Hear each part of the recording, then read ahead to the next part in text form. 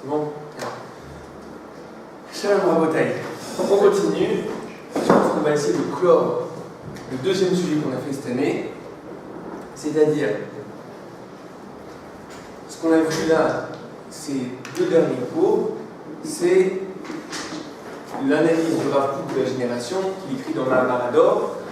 Et on l'a fait déjà en deux fois. La première fois, on a vu la problématique globale qui est qu'on est face à une génération qui s'éloigne de sa Torah, qui s'éloigne de sa tradition, ses mitzvot, son identité. La deuxième fois, ce qu'on a vu, c'est que cet éloignement-là, il ne vient pas de quelque chose de bas, mais il vient au contraire d'une élévation. On est face à une génération qui s'est élevée. Et puisqu'elle s'est élevée, elle a une attente de la Torah, une attente du message, une attente qui est plus haute. Jusque-là, on vivait de manière, pendant tout l'exil, le rapport qu'avait Israël avait à la Torah était un rapport qu'on a appelé instinctif, un rapport évident. On a toujours fait comme ça, on continue comme ça, et on le vit de l'intérieur sans se l'expliquer de manière profonde à soi-même. Et là arrive une génération qui a une recherche de sens, une recherche d'explication, et qui veut retrouver dans la Torah et les mitzvot tous les idéaux grands, globaux, auxquels maintenant son âme aspire. Et donc ça crée un décalage de génération au sein d'un même temps. C'est-à-dire la jeune génération, ce qu'on appelle les banim, la jeune génération a eu ce réveil-là, et l'ancienne génération est encore avec la manière habituelle de vivre leur judaïsme, de vivre leur Torah, de manière complètement instinctive. Et donc il y a un langage de sourds qui se crée, et les jeunes voient qu'il n'y a pas tellement de répondants. Il n'y a pas tellement de sens qui est donné. La Torah tourne autour finalement de choses qui sont assez autour de l'individu, autour de la notion de récompense et de punition, donc quelque chose qui tourne autour de l'égoïsme de l'individu. Et cette génération-là aspire à un message qui est plus haut, qui est plus global, qui est plus idéaliste. Ce message-là, ça a toujours été le message de la Torah, en réalité. Sauf que pendant toute la période où on a vécu la Torah de manière instinctive, alors ça n'était pas au centre. L'élite le vivait comme ça, les grands Talmidei Chachamim le vivaient comme ça, mais le peuple en général, non. Très bien. Là, la troisième partie maintenant de Maharador, ça va être la solution qui va donc devoir être apportée à cette génération-là. Et ça, c'est extrêmement actuel, et c'est un devoir qui nous incombe encore aujourd'hui. La solution qui doit être donnée à ce mouvement-là d'éloignement reste d'une actualité terrible. Et c'est quelque chose qui nous concerne vraiment. Alors, on va voir. Donc, j'ai pris quelques passages de Maharador. Donc là, le Rav parle de cette génération et dit Umursha rak l'hitromen. C'est une génération qui est capable uniquement de s'élever. La lechet be'orach chaim, ou lechet les malades maskil. Aller dans un chemin de vie qui monte. Aval lo yuchad gam im yirtze yirkafu b'shafua. C'est une génération qui. Ah, il y a des feuilles.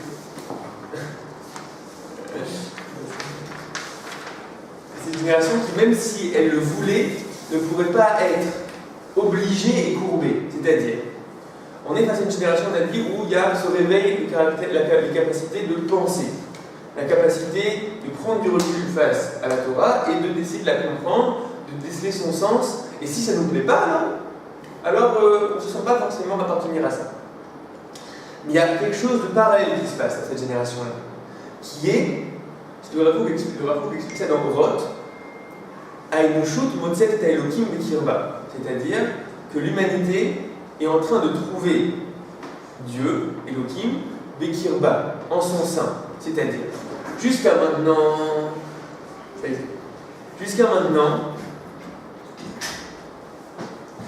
le bien, ce qui doit être fait, était vécu comme quelque chose qui est extérieur à moi.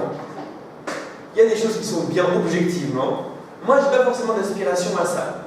Moi, j'ai une aspiration à une vie simple, à une vie qui tourne autour de moi-même, etc. Et donc, je peux entendre que Akadosh Baruch Hu veut que je me comporte bien pour des raisons objectives. Mais est-ce que c'est à ce à quoi moi j'aspire? Non. Pourquoi je vais l'écouter? Par crainte. Mais là, ce qui est en train de se réveiller, c'est que ces mêmes aspirations-là de bien, je les sens de l'intérieur. Pas juste de manière objective, mais de manière subjective. De l'intérieur, elle ne shoot Motset et Elohim Bekirba. Elle ressent l'absolu en elle. C'est ce qu'on voit aujourd'hui. Des gens qui ont de très grandes valeurs morales et qui le reçoivent entre guillemets de nulle part. C'est pas parce que ni la Torah l'a dit, ni une quelconque autorité le dit. Ça vient pas d'une autorité extérieure, ça vient du ressenti intérieur. Ça nous rappelle un peu ce qu'on a dit à propos des Avot. Que les Avot, Shtei Kiliotav Naasulo Kishnei Rabbanim.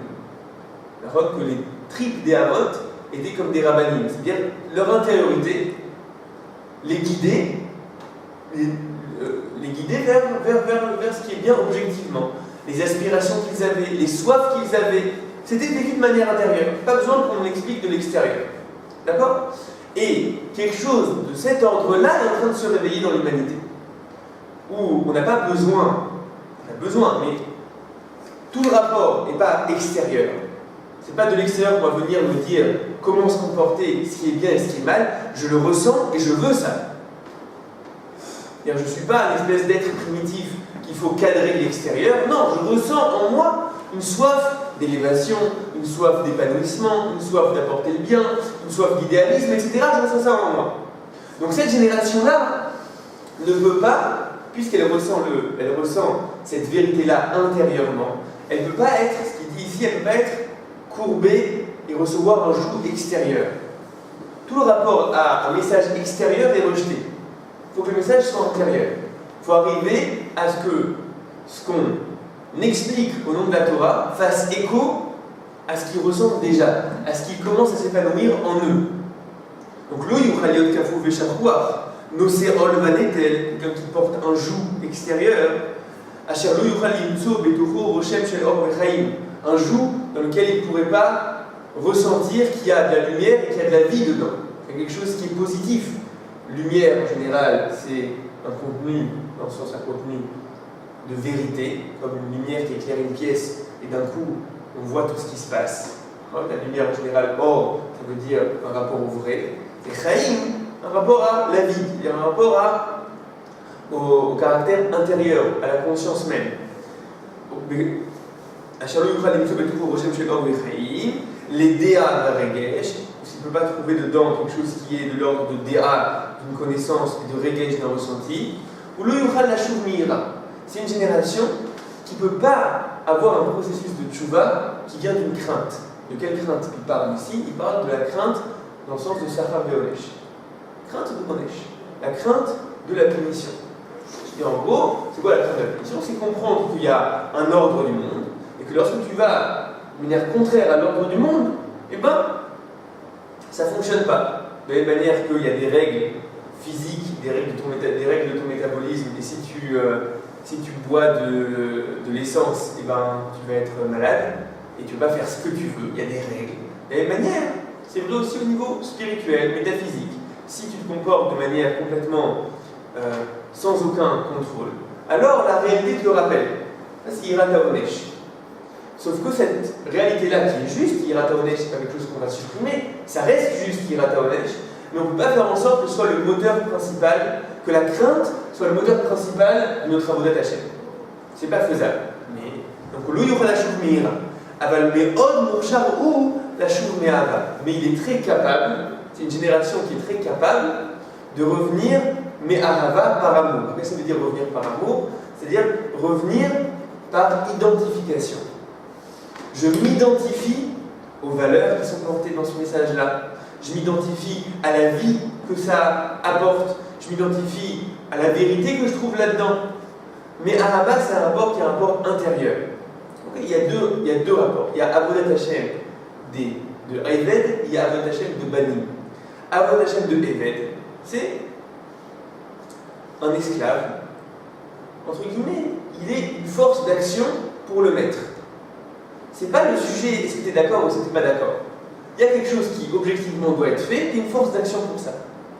Tu es d'accord, tu n'es pas d'accord, c'est pas le sujet. Donc il y a une certaine Avodat Hashem qui est Avodat Hashem de Eved. C'est-à-dire, objectivement, il faut le faire, je comprends pas, c'est pas la question. Et pourtant. La Avodat Hashem de Banim, Ben c'est le fils. Le fils, il est fondamentalement proche du père. C'est-à-dire, ce qui parle au père, ça parle aussi au fils. Les idéaux que le père a envie de faire avancer, le fils aussi a une oreille vers ça, le fils aussi a une inspiration vers ça. Ils sont proches. Donc une Avodat Hashem de Banim, ça veut dire que les mêmes aspirations qui est le projet d'Akadosh Baruch Hu sur terre, on se rend compte que c'est notre aspiration à nous aussi. On se rend compte que nous aussi on tend à ça, que nous aussi on veut ça.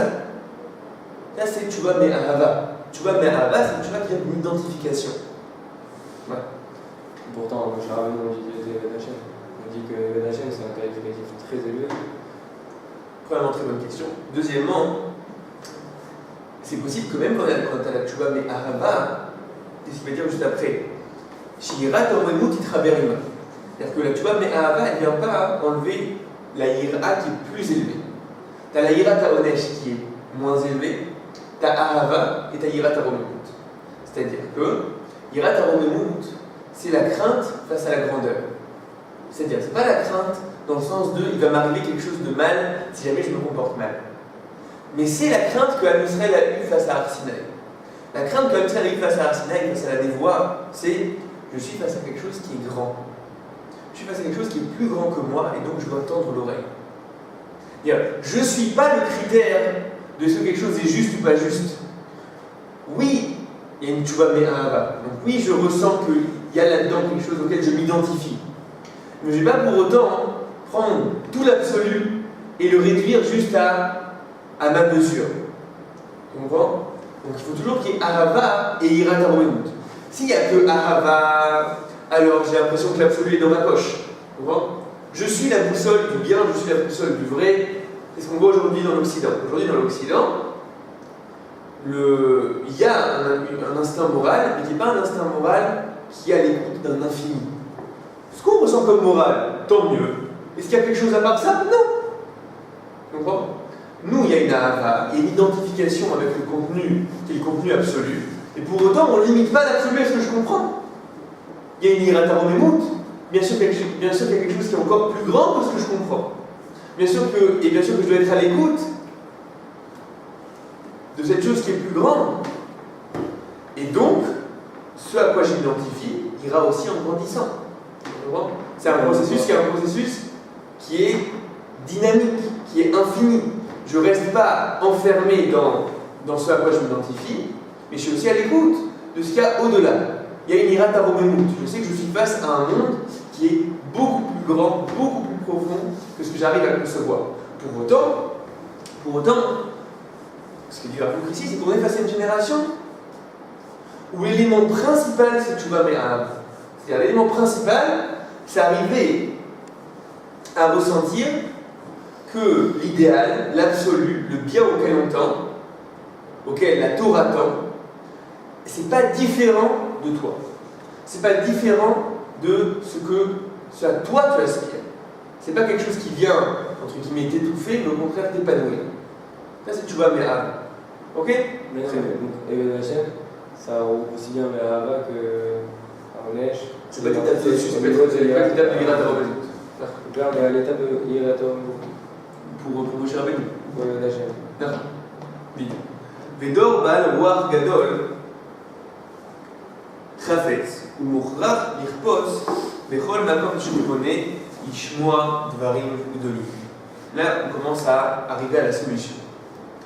La solution face à la détresse de cette génération-là, qui s'éloigne, qui se perd, qui va chercher des idéologies partout, chercher des vérités partout, et qui fuit son identité parce qu'elle ne trouve pas quelque chose de tangible, quelque chose qui réponde à sa soif.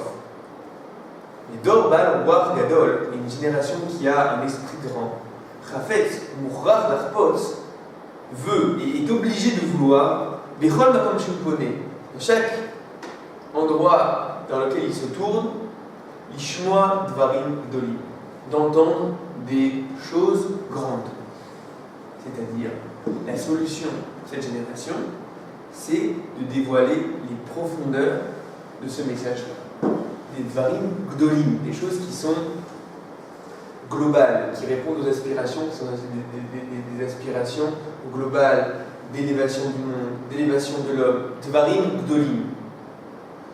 L'ikar al-gdoula shel dvarim, et le caractère principal de la grandeur de ces choses-là, qu'on doit dévoiler à cette génération-là, hu shiyu mesuyamim mevoharim, in godlam rochbam ve'kefam, c'est que ce soit des choses précises et claires, in godlam rochbam ve'kefam, malgré leur grandeur, leur largeur et leur caractère collectif, ekef, ce qui englobe. C'est-à-dire,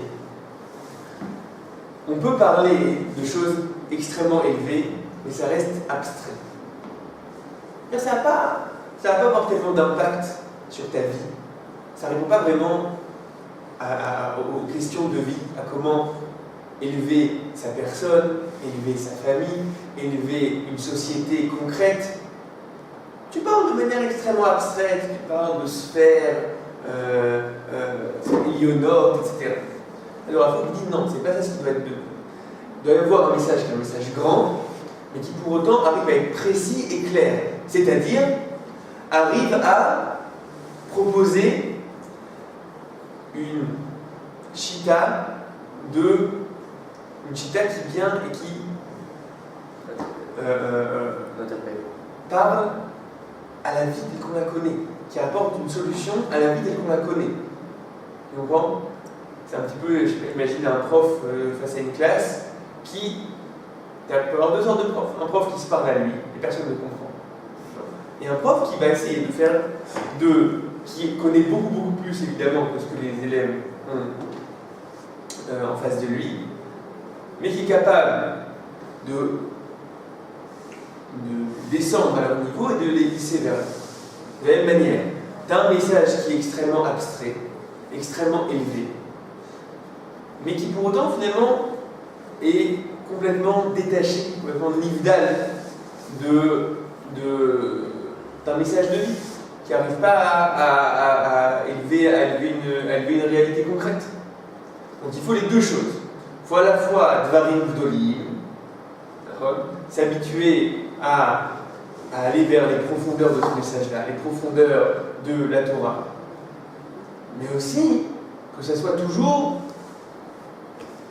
dans une démarche de diriger de manière concrète, d'élever de manière concrète la vie de l'homme, que ça soit parlant, que ce soit, comme il dit ici, clair et précis. המטרות היותר פנימיות שהשרשרת של כל החיים המוסריים, הדתיים והלאומיים לכל התלוי בהם אחוזה בהן תהיינה מבוררות לפניו. Ça juste une phrase un peu compliquée, donc je vais vous le dire à l'oral et après on verra dans les mots. Il peut y avoir une impression, lorsqu'on regarde la somme de mitzvot qu'on a dans la Torah, il peut y avoir une impression que c'est une espèce de, comme j'ai dit, une somme, plein d'ordres par-ci par-là. Tu dois, quand tu te lèves le matin, faire ci, ça, ça. Quand tu te couches, faire aussi ça et ça. Quand tu manges, fais attention à ça. Quand tu parles, fais attention à ça. C'est-à-dire que tu as finalement une liste de choses à faire, une liste d'ordres, et ça peut te paraître, comme dit le Navi, tzav les tzav, kav les kav. Ça peut te paraître un ordre, une ligne. C'est-à-dire, tu ne vois pas ça comme quelque chose d'organique, comme une cohérence, comme une chita entière. Tu comprends? C'est un peu, imaginez-vous que si on étudie que de la halakha, tu regardes, bon, alors maintenant la halakha en ce qui concerne, je sais pas quoi, quand tu as un commerce, alors faire attention à ça, faire attention à un truc, pas mettre les belles tomates devant et les tomates pourries derrière, on a Dvarim, etc. Bref, tu apprends chaque halakha. Après tu arrives à la maison, une maison doit avoir une mezouza, doit avoir ci, doit avoir ça, plein d'ordres différents comme ça. Et tu dis, bon, de cette manière, Akadosh Baruch Hu nous a ordonné plein de choses. Est-ce que je vois là-dedans une cohérence? Est-ce que je vois là-dedans une chita? Est-ce que je vois là-dedans un même chemin d'élévation? Non. Ce qu'il faut arriver à apporter, ce qu'il faut arriver à étudier, c'est une conception qui permet de vivre tous ces ordres-là comme une seule et même chita d'élévation de l'homme, qui va lui parler dans tous ses aspects, mais au final, tu arrives à définir que tout va dans le même sens. Tu comprends? Tu arrives à définir que tout ça va dans le même sens. C'est des mêmes idéaux qui élèvent la vie de l'individu, la vie de la société, la vie de famille, etc. etc. Arriver à voir, et là c'est ce qu'il dit ici, il le développe dans d'autres endroits. Arriver à ça, là il donne trois qui vous niment, trois orientations globales qu'on peut retrouver dans la Torah. Le développement de la vie de peuple, c'est-à-dire créer une société qui est une société saine. Deuxièmement, le développement de la vie morale, créer des gens qui sont des gens pleins de bien, de volonté de Ben Adam Lachavero. Et l'aspect dati, c'est-à-dire l'aspect religieux, si on traduit en français, qui est dans le rapport de l'homme à l'absolu, dans le rapport de la Karatador qu'il doit avoir avec l'absolu, dans le rapport de Yira et Ahava qu'il doit avoir face à l'absolu, etc., face à Kadosh Baruch Hu. Finalement, c'est trois qui vous niment, qu'on retrouve dans toute la Torah, et qui vont se développer à travers il y a toutes ces mitzvot-là. C'est pas une espèce comment dire, de jeux de société qui auraient trop de règles. Je sais pas si vous connaissez des jeux de société où il y a une tonne de règles, il y a trop de règles, il y a trop de trucs, passez par la case départ, faites deux sauts, faites trucs, etc. dans ces deux dés. T'as plein de règles, mais t'as pas de cohérence. On peut avoir ce rapport-là. Si on n'étudie pas le caractère profond de la Torah, si on n'étudie pas de Emunah, si on n'étudie pas de Ta'ameh à mitzvot, le sens des mitzvot, etc., t'es face à une liste. Enfin, j'avais entendu l'histoire, justement, à Rav Yaakov, ils avaient peut-être, je ne sais pas si vous avez fait venir un Ger Tzedek, quelqu'un qui s'est converti, qui aujourd'hui s'occupe d'un organisme très important, qui se bat contre des sectes qui veulent convertir les juifs, qui se bat contre les missionnaires. Et c'est quelqu'un qui lui-même s'est converti. Et il est venu nous raconter à Rav qu'au début de sa conversion, il est allé voir le rabbin de Lille. Et le rabbin de Lille avait donné un petit Shulchan Aruch. Et donc, lui ne connaissait rien, le petit Shulchan Aruch traduit et tout. Donc il a commencé à faire des choses un par un, des kriyaténaïm, trucs. Et il disait c'était bizarre parce que dans le petit Shulchan Aruch, tu arrives plus vite aux règles d'habillement. Dès le début, tu arrives aux règles d'habillement, Tzitzit Katan, Kippa, etc. Donc moi directement, donc je me baladais avec Tzitzit Katan, Kippa, etc. Mais j'allais encore au McDo, j'étais pas encore arrivé à ça dans le livre, tu vois. Donc, en gros, tu voyais un juif avec une super des tzitzit, etc., une grande kippa qui faisait qu'une partie. Ça pour dire quoi? Pour dire que si tu prends le Shulchan Aruch et tu fais un après l'autre, tu peux avoir une espèce d'impression de somme. Encore ça, et encore ça. Tu n'es pas face à une cohérence. Tu n'es pas face au fait que il y a ici une chita de la Torah qui élève, on a dit dans les trois types, qui élève une société, qui élève de manière morale et qui élève de manière au niveau de la tiout. Trois qui vous niment comme ça, dans un endroit où on parle de quatre qui vous niment. Trois qui vous niment, qui finalement on retrouve partout. Et c'est un travail d'arriver à les retrouver partout, arriver à trouver que les règles de cache-route, ça tourne autour de ça. Arriver à trouver que les règles de Ben Adam Lachavero, ça tourne autour de ça. Arriver à trouver que lorsque tu mets les tefilines ou lorsque tu fais la tefila, ça tourne autour de ça aussi. Arriver à sentir que tu es face à une chita qui n'est pas démembrée, qui n'est pas par-ci, par-là, mais qui est quelque chose de cohérent, qui prend en charge de manière complète la vie de l'homme et qui l'élève. C'est ça ce qui doit être fait. Maintenant, on regarde dans les mots. Amatarot et yoter plimiot. Les idéaux les plus intérieurs, les plus profonds. Que la chaîne, on voit les choses non pas comme détachées, mais comme enchaînées. Que la chaîne de toute la vie morale, religieuse et nationale, des rôles à tout ce qui dépend d'eux, Arkuza Bahem, dépend d'eux, Tiena Bevureret Lefanav, soit clair pour cette génération-là. Ad kamash ou yachol lesharer. Ad kamash ou koach biruro yachol lehavia. Ce qu'il peut concevoir. On ne peut pas pour l'instant tout comprendre. C'est une génération qui est loin. On ne peut pas tout comprendre pour l'instant, mais qu'on commence à éclaircir ce point-là. Éclaircir le fait, j'espère que ça a été clair, éclaircir le fait que toutes ces mitzvot-là, toute cette chose qui a l'air d'être des détails, et encore des détails, un autre détail par-ci, un détail par-là, qui passe des années à étudier, encore un détail, etc., être face au fait que non, c'est une shita shlema qui va vers une même orientation, qui vient répondre à quelques idéaux qui sont des idéaux bien clairs. Alors évidemment que la manière dont on est capable d'expliquer ça, de comprendre ça face à une génération qui est extrêmement loin, c'est pas tout le contenu. Mais au moins commencer à parler dans ce langage-là. Au moins commencer à utiliser ce vocabulaire-là. Ne pas laisser les choses juste dans une espèce de... Où on en était. Plus que vous compreniez, c'était quoi le langage de l'époque. Le langage de l'époque, je ne dis pas au niveau des élites, je dis au niveau du peuple, le langage de l'époque, c'est on fait ça, parce qu'on a toujours fait ça, et parce que sinon, oi va voir ce qui nous attend dans le monde futur. Et oi va voir ce qui nous attend dans ce monde-ci. Donc, tu es face à une liste de lois dont tu ne comprends pas la cohérence, et tu l'as fait par crainte. Cette chose-là ne peut pas durer. Ça ne peut pas durer face à notre génération. On est obligé de définir la profondeur de ce message, la profondeur de ces commandements, en montrant leur unité, en montrant sans quoi c'est une même cohérence. Et c'est là. Vous dites c'est quoi les trois kibbutz? Le kibbutz de une société saine, créer une société saine. Deuxième, morale.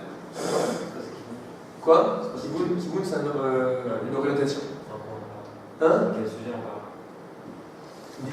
Encore tous les halachot, en gros, les orientations profondes qui sont portées par toutes ces mitzvot. Donc il dit léonie, c'est-à-dire une société saine. Morale, c'est-à-dire universel. Morale, ça fait partie aussi de. C'est tout ce qui est en rapport à l'aspiration au bien. L'aspiration au bien dans le sens de Chavero, dans le sens de l'altruisme, etc. Le don, l'altruisme. Et la troisième chose, c'est l'aspect étatique, c'est-à-dire le rapport à l'absolu, le fait que l'homme ne vive pas une vie qui est complètement déconnectée d'une réflexion plus globale sur la source, sur la Karatatov qu'il doit avoir face à la source de vie, etc. Bon, c'est un sujet en soi qui, là, le Rav nous dit vraiment, mais derrière Hagab. Le Rav il donne ces trois orientations-là, mais il y a des endroits où il faut qu'on parle plus en profondeur. C'est-à-dire il faudrait étudier quelque chose. On ne peut pas commencer par. Enfin, il faut commencer à étudier les halachot, mais après il y a un truc à étudier en premier, quoi. Donc c'est. En parallèle de toute l'étude du comment, ouais. Qui est en gros l'étude de la Gemara, de la Halakha, qui est l'étude du comment. Comment vivre notre vie de manière droite, de manière d'après Torah Mitzvot. En parallèle de ça, on doit s'occuper sans cesse du pourquoi. Sans cesse du sens, sans cesse du pourquoi. De l'enfance. Hein? De l'enfance. Dès l'enfance, c'est d'après les outils de l'enfance. Les outils de l'enfance. Les outils de l'enfance, on n'est pas encore face à une Michel qui est capable de prendre du recul et de réfléchir. Chacun selon ses outils. Il faut bien commencer par quelque chose. En parallèle. Toujours en parallèle. Pourquoi? Parce que on est dans une génération où, puisqu'il n'y a pas ce caractère instinctif-là, alors les questions viennent, quoi qu'il arrive. Tu es face à une liste de choses à faire. Pourquoi? Et alors, naturellement, le message de base qui va être donné ne sera pas suffisant. Donc il faut qu'il y ait une étude exigeante, qu'il y ait une étude profonde, avec le même niveau d'exigence, de profondeur et de sérieux et de temps et d'implication, etc. qu'on a dans tout le caractère du comment, c'est-à-dire de la Gemara et de la Halakha, où tu pourrais ouvrir des bibliothèques entières remplies des ouvrages qui sont pleines du comment. De la même manière, avec ce même sérieux-là, on doit s'occuper du pourquoi dans ces générations-là. On est obligé de s'occuper du pourquoi. Ça nous oblige, pendant des générations, l'élite nous demandait de s'occuper du pourquoi, on vivait les choses de manière instinctive. Et là, on est arrivé à une étape où c'est nécessaire. Sans ça, Sans ça, un Israël ne tient pas. Sans ça, on voit que c'est pas suffisant. On voit que la génération a l'impression d'être face à quelque chose qui est plus petit, chez Katan Mierko, qui est plus petit que sa valeur. Ok. On peut vraiment comprendre le pourquoi. Je ne sais pas s'il y a des cas. Alors c'est-à-dire que on n'est jamais en train de dire que lorsque j'étudie Ta'amei Mitzvot, lorsque j'étudie le sens d'une mitzvah, lorsque j'étudie le sens en général, ça ne veut pas dire que je le mets dans ma poche, je le réduis à ce que j'ai compris. Ça veut dire qu'il y a une avancée dans cette compréhension-là, qui est une avancée infinie. La preuve est face à quelque chose qui est de l'ordre de Ratzon Hashem, qui est absolu, qui est infini. Mais nous, on a l'obligation de s'en remplir de plus en plus. D'avancer dans ça de plus en plus. On n'est jamais en train de dire que ce que j'ai compris, c'est ce que c'est. Non, ce que j'ai compris, c'est le début de ce que c'est. Il y a toujours une adava. Début de la fin. Ok. Vadvarim, anemuchim, vapshutim, levadam. Afal pishem melee, medvat tzedek, lo yaspik kulo. Et les choses basses et simples, seules, même si elles sont pleines de vérité et de justice, le yaspikulo, ne lui suffiront pas. C'est-à-dire, si tu continues à parler dans un langage qui est un langage instinctif, c'est clair, ça a toujours été comme ça, c'est évident. Quoi? On va pas fonder une famille, tu veux vivre une vie de juste, je sais pas quoi, de carpe diem et aller d'aventure en aventure, etc. C'est pas possible. On a toujours fait comme ça. Genre, en gros, tu parles des choses qui sont pshutim, sans expliquer le pourquoi. Et dans une génération où tu es obligé d'expliquer sans cesse le pourquoi et obligé d'étudier sans cesse le pourquoi. Et donc réfléchir à la valeur de la famille, dans l'exemple que je vous ai donné, à la valeur du kécher entre l'homme et la femme, à la valeur du fait d'amener de la vie dans ce monde. Tout ça ne peut plus être vécu uniquement de manière instinctive, parce que l'instinct n'est plus là. Et si l'instinct n'est plus là, il faut que prenne le relais la conscience, la connaissance. On va dire la génération. Ouais. C'est la génération en majorité. Je ne sais pas si c'est une question de majorité. Tu peux avoir les forces qui sont des forces particulièrement actives dans le peuple. Celles qui donnent le ton, par exemple. Je ne sais pas si on peut parler de majorité. Peut-être qu'on peut parler de majorité, mais c'est pas forcément. Il y a encore des gens qui s'en foutent. D'accord. Tu peux avoir aujourd'hui des gens qui continuent à vivre de manière instinctive. Et une bonne partie. Non, on va dire que tu as deux choses. Des gens qui ne vivent pas de manière instinctive, qui vivent de manière qui ont une volonté de comprendre, sauf qu'on ne leur a pas donné de réponse, et donc ils sont partis. Et donc, c'est ce que tu as dit. A priori, ils n'ont rien à faire. Non, ça ne vient pas d'une vision instinctive. Technique. Ceux qui font que le technique et qui ne sentent pas un manque là-dedans, ça existe. Ça existe aussi s'ils appartiennent à la génération d'avant, d'une certaine manière. C'est des restes de la génération d'avant. Pour pas que le peuple fasse un trop gros saut où tu passes d'un coup à 100% de personnes qui sont dans une espèce de recherche existentielle, leur c'est de manière plus progressive. Ça existe. Ok. Vedor shebekouach yeshlorav bepoal lo klum. Doresh arbe mukhan en biyado meuma. ואי אפשר להצילו מהרעתו ולהעמידו על דרך החיים הנכונה, כי במה שנדבר עמו מכל נישא ונשגב, מכל נעלה ונהדר, בשפה יותר פשוטה ונמוכה, והדברים היותר מורגלים ומובנים לו. Je vous dis en gros, sans traduire dans les mots, ce qu'il dit ici, c'est on est face à une génération où tu as un décalage.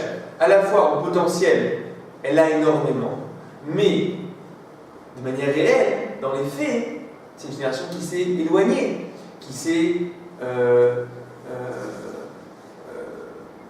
est rentré dans des espèces de complications, dans des bilboulim, puisqu'il n'y avait pas de réponse.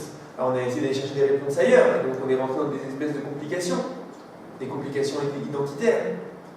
Donc tu as un potentiel qui est très grand, mais au niveau concret, c'est face à une génération qui est très compliquée. Donc ce qu'il dit, c'est que la solution, c'est ce qu'on a dit jusque-là, c'est-à-dire un message profond, mais capable de les rencontrer là où ils sont maintenant, capable de proposer une réponse à la vie telle qu'elle est maintenant. Bon, arriver à montrer que l'échelle qu'on propose, elle descend jusqu'à là où vous êtes, mais elle monte beaucoup plus haut. Il y a un langage qui arrive à résoudre une problématique, les doutes, les soifs que dans la génération est pleine. Et à mon avis, on est dans une période qui est particulièrement propice à ça. Au début du XXe siècle, ou fin du XIXe siècle, etc., on pouvait avoir une impression que l'Occident proposait des réponses sur le plan spirituel, sur le plan du sens. Il y avait une volonté d'humanisme, une volonté de développer l'homme. Et au final, on vit, à mon avis, dans une époque où ce rêve-là, ce mirage-là, a montré qu'il était faux. Et on est face à une société finalement qui apporte énormément de réponses techniques, énormément de réponses à la problématique de survie de l'homme, lui permet de vivre, mais qui sur le plan du sens, du pourquoi vivre et du comment vivre,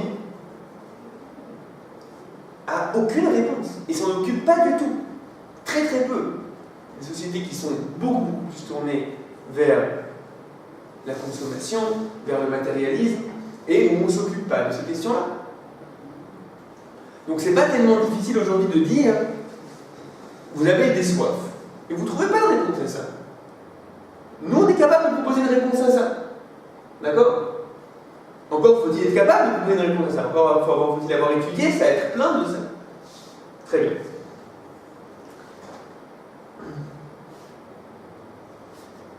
Vous voyez là, on va se faire quelques lignes, vous voyez la partie qui est en gras. Alken ba moed, leatril be'avodat hakodesh azot, lilmod ma sheyeh al menat lilamed et doreinu hatzair. Alken ba moed. C'est pour ça qu'est venu le temps. Leatril be'avodat hakodesh. De commencer ce travail de Kodesh. Lilmod ma sheyeh. D'étudier, entre guillemets, tout ce dont on a parlé, d'étudier tout cet aspect-là, qui est l'aspect de la profondeur, du sens, ce qu'il a dit tout à l'heure, le Dvarim Gdolim, les idéaux grands, les idéaux qui sont globaux. L'ilmod Mashi, donc d'abord il faut étudier ça, Almenat et la mettre, pour après pouvoir l'enseigner, et Dorenu Hatzaïr, notre jeune génération. Là, le Rav Kook nous dit rapidement. Il faut savoir que dans les écrits du Rav Kook, c'est le cri principal de la pensée du Rav Kook. L'appel principal de la pensée du Rav Kook, souvent on a l'impression que c'est le retour en Eretz Israël, etc. C'est vrai, il y a beaucoup, mais c'est en très très grande partie l'appel à une étude profonde et sérieuse de l'aspect Marchavti, l'aspect émouni, l'aspect de pensée qui est dans la Torah.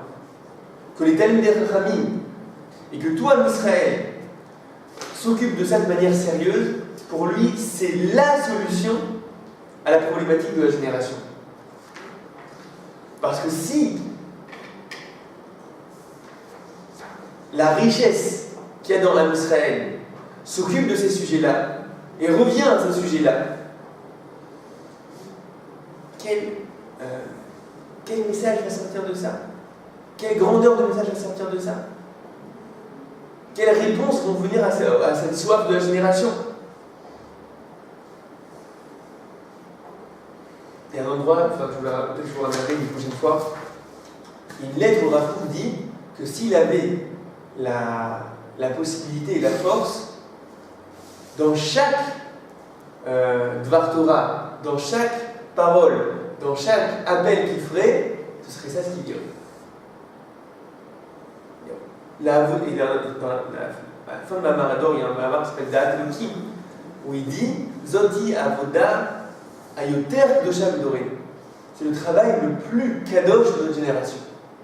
De s'occuper de ces sujets-là, d'étudier toutes les œuvres de Pnimiout, de Marshava, du Miset Yesharim, du Kuzari, du Maharal, du Rav Kook, de toutes les œuvres du Ramchal, les œuvres de Chassidut, etc. Les Rishonim, Moreh Nevuchim, Rambam, etc. Être plein de ça.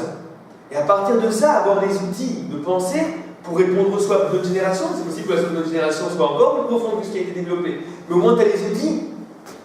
Tu n'es pas face à des Talmidei Chachamim qui sont des grands du comment, qui sont des grands en halakha. Mais lorsque tu creuses un peu, tu te rends compte qu'il n'y a pas de pourquoi. Ils n'ont pas étudié ces choses-là.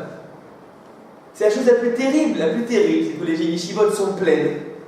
Baruch Hashem, il n'y a pas eu de génération depuis des milliers d'années où il y a autant de l'homme des Torah en Israël.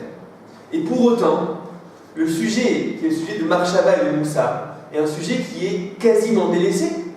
Tu l'étudies quand tu n'as plus trop de force, pour recevoir un peu de Rizouk, en Elul, pour faire Tchouva, tu lis un peu de Moussar, etc. C'est pas ça.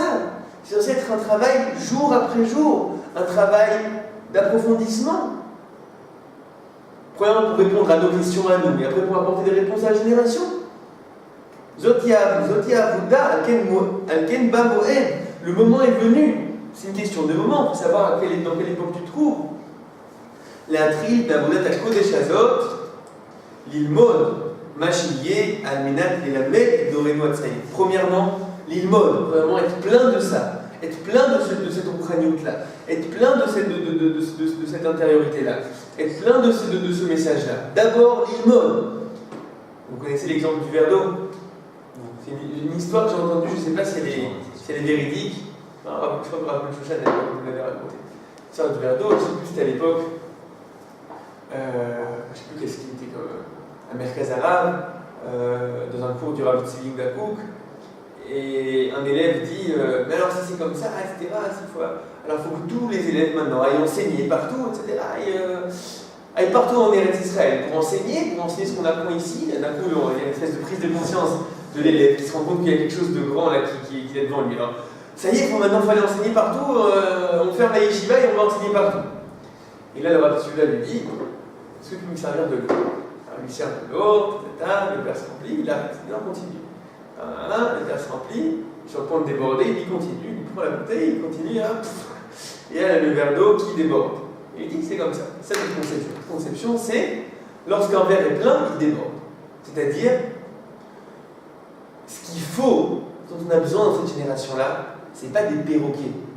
C'est pas des gens, il y a aujourd'hui une espèce de phénomène comme ça, de Marziré Betchouva. Okay, donc toi, tu as étudié 1 an et demi en yeshiva, et donc on t'a appris quelques questions-réponses. Tu vois, si on te demande c'est quoi l'épreuve de, tu réponds A, B, C. Et si on te répond et pourquoi si, tu réponds A, B, C, etc. Et donc ils vont faire des séminaires face à des gens qui veulent faire tchouva, etc. C'est pas de ça dont on a besoin. On n'a pas besoin de perroquets, on a besoin de verres pleins. On a besoin de gens qui vivent ça intérieurement. On a besoin de gens pour qui le sujet de Marshava et de Emouna, etc., c'est leur vie. C'est leur vie. Et donc évidemment qu'ils seront plein de réponses. Et plus les questions viendront, plus il y aura de réponses. Donc de quoi elle colle l'ilmod, Machilier, Alnatila Delamet, Doreno Atzalier. Achafetz les paroles, cette génération-là, Achafetz les paroles, Liot Chai Ve'er, qui a l'ambition d'être une génération vivante, une génération de sortie d'exil. Donc on a besoin d'un message qui puisse accompagner cette vie-là. Pas un message qui est un message plein de peur, plein de... Il y a un endroit où le Rav dit qu'un des sujets qui est le plus terrible parce qu'il n'est pas assez étudié, c'est le sujet du bitachon, de la confiance. Donc, il peut y avoir une conception que puisqu'on a une confiance en Akadosh Baruch Hu, alors ça enlève le caractère actif de l'homme. Je vais moins faire, parce qu'Akadosh Baruch Hu fera. Moi j'ai commencé maintenant à créer un État, à créer une armée, à créer une économie, à se démener par-ci, par-là et par-ci. Si Akadosh Baruch Hu veut faire ça, il le fera. S'il ne veut pas, il ne le fera pas. Ça, c'est un des sujets qui, parce qu'il n'est pas étudié, alors on arrive à des conclusions qui sont des conclusions inverses. Plus tu étudies, plus tu te rends compte que ce monde-ci est créé pour que l'homme soit actif. On avait fait une fois un chiot là-dessus, je ne sais pas si vous vous rappelez. Le but de ce monde, c'est que l'homme participe, pas juste reçoive le bien, mais soit le bien, agisse le bien. Et évidemment qu'on a une confiance dans Akadosh Baruch Hu dans le fait qu'il nous donne ces forces-là, dans le fait qu'il nous aide. Ça n'enlève pas l'action de l'homme. Donc face à une génération, par exemple, là, qui qui sent qu'elle renaît, qui sent qu'elle a à nouveau une vie en elle. Tu vas venir avec un message qui étouffe cette vie-là et dit non, on reste assis, on attend que je vous fasse, etc. C'est pas faisable. Non, il faut un message qui arrive à accompagner l'énergie, le mouvement qui se trouve dans cette génération-là. Donc cette génération, après, c'est les femmes de notre Chaïvaer, ולחלק רשום ממנו חפץ גם כן להיות חושב ומרגיש מה שראוי לישראל ולאדם. Et une grande partie de cette génération-là a aussi comme aspiration, להיות חושב ומרגיש, de penser et de ressentir ce qui se doit pour Israël et pour l'homme. C'est-à-dire, on est face à une génération qui a une aspiration de comprendre, ça chauffe, et la riche, une aspiration de vivre les choses de l'intérieur. De ne pas vivre le message comme extérieur, comme des choses qu'il faut faire, des choses qu'on veut faire. Donc on sent la vérité et on sent le bien de l'intérieur. Donc maintenant là, on va faire une conclusion en quelques minutes.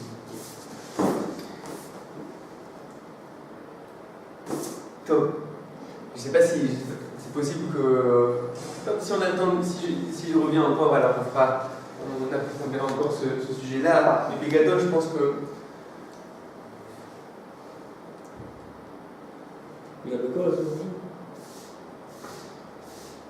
La semaine prochaine, je suis sûr que non. La semaine d'après, voilà.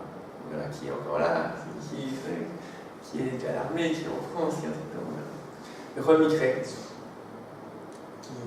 En fait, dans cette année, on n'a évidemment pas fini le sujet de comprendre notre époque, mais je pense qu'on a des éléments. On a eu des éléments de qu'est-ce que ça veut dire comprendre notre époque.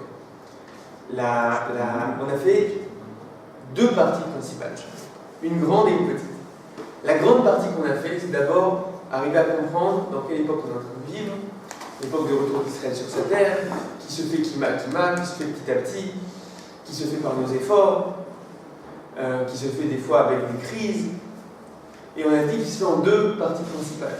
La reconstruction du corps et la reconstruction de l'esprit. Vous vous rappelez de ça? Ouais. Les voies du Kreskel, d'abord le corps qui se reconstitue, et après l'esprit qui doit se reconstituer. On a dit qu'on était dans une génération, nous, où le corps s'est reconstruit et maintenant, c'est le roi qui doit revenir dans le peuple d'Israël. Et alors on a embrayé sur ce sujet-là, le sujet de Mahamarad. Parce qu'en fait, on vient répondre à la même question. Que même si tu veux faire revenir l'esprit dans Israël, il faut savoir où on en est. Et Israël était dans un mouvement, ces 150 dernières années, qui est un mouvement d'éloignement. D'éloignement face à son esprit. D'éloignement face à son identité. Et la réponse que Rav vient donner à ça, c'est cet éloignement-là, il vient d'une grandeur, et on doit être capable de répondre à cette grandeur-là. Donc là, les deux processus qu'on a fait se rencontrent. Et ça se rencontre vers une même obligation pour notre génération à nous, qui est la reconstruction du message, la reconstruction de l'esprit à ce niveau-là, au niveau de Mahamarad, au niveau de la grandeur qui vient et qui s'est rajoutée à notre époque et qui appelle maintenant à comprendre sa Torah, à la comprendre en profondeur, à voir à quel point toute notre aspiration est une aspiration globale de Tikkun Olam Malchut Shaddai qui vient s'infiltrer dans tous les aspects de la vie de l'homme. Et c'est ça ce qui nous oblige. S'il y a 100 ans, au début du retour d'Israël sur sa terre, on devait œuvrer pour assécher les marées, faire que le corps du peuple se renaisse, aujourd'hui, comme on a vu dans la lettre du Rav Kook, aujourd'hui on doit Lizrok et Taneshama, insuffler l'âme dans ce processus-là. J'ai un copain qui m'a dit la semaine dernière que le problème avec les Olim de France, c'est qu'il y a souvent une impression qu'on arrive en Israël, c'est bon, on est arrivé. Ça y est, le rêve s'est réalisé, c'est fini. Non, c'est le début. C'est-à-dire que là, on commence à bosser. Maintenant que Israël est sur sa terre, maintenant le sujet, c'est qu'il revienne à soi, qu'il revienne à son identité, qu'il revienne à son message, c'est-à-dire, pour nous, ça veut dire l'imod, machéié, aminat l'elamed, ce qu'on a vu ici, être capable de comprendre ce message-là, le vivre de la manière la plus sincère et la plus profonde possible, continuer cette étude-là, admire Esrim, c'est pas en un an ou 2 ans de Yeshiva qu'on a fait le tour du tout, On doit être capable de continuer cette étude-là, pas l'étude que du comment, mais continuer l'étude du pourquoi. Et de cette manière-là, insuffler la Neshama dans un Israël. On n'est pas arrivé, on n'est qu'au début, de ce processus-là.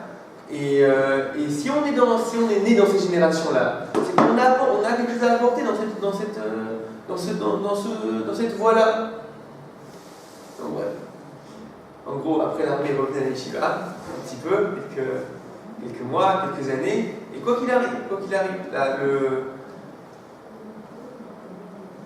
se vivre toujours, pas juste dans sa dynamique individuelle, mais réfléchir toujours à dans quelle époque on est en train de vivre, quel est l'enjeu global pour un Israël qu'on est en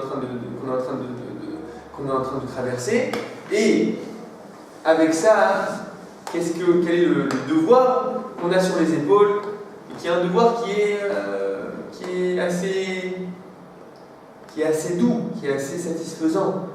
On a de la chance d'être dans une génération où le sujet c'est de revenir à son identité, revenir à la profondeur de cette Torah, et on a les capacités pour le faire. Be'ezrat Hashem, Kol Tov.